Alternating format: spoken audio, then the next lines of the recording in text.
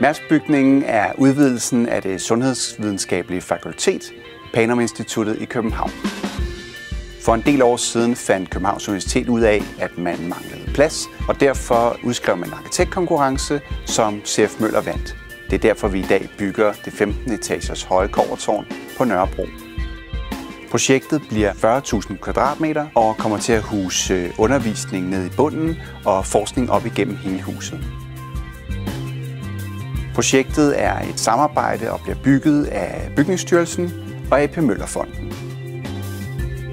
Stormborgs opgave i forbindelse med Mærsk-bygningen er ikke kun at være installatør. Vi er også rådgiver, og for A.P. Møller-fonden, Københavns Universitet og Panum Instituttet hjælper vi dem med at finde de rigtige produkter, løse opgaven, og det gør vi blandt andet via test, mock-up og ved at lave fokusgrupper, således at vi ved, at de løsninger, vi implementerer, er helt rigtige, når vi når til åbningsdagen.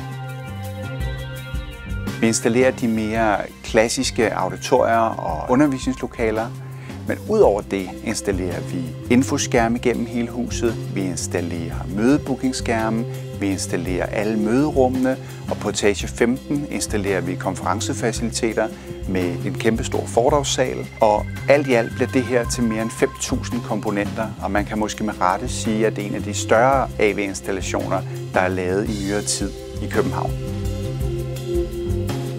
I de store auditorier, som der er 4 stykker af, er der valgt en videoløsning, som gør, at man kan sammenkøre de her 4 auditorier. Det betyder, at man kan streame mellem hinanden, og derved kan man lave en konference med plads til 900 mennesker. Der er ingen tvivl om, at brugervenlighed og brugersikkerhed er alfa og omega i Mærsk-bygningen.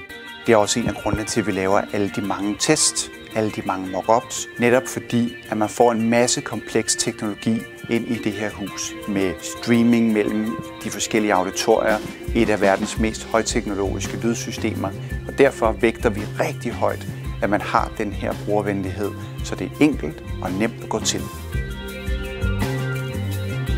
Derfor er det også rigtig vigtigt, at når man som forelæser går ind i et undervisningsrum eller et auditorie, så føler man sig ikke begrænset af den teknik, der er til rådighed, men man føler, at teknikken hjælper en, så man bliver sat fri til at holde sin forelæsning.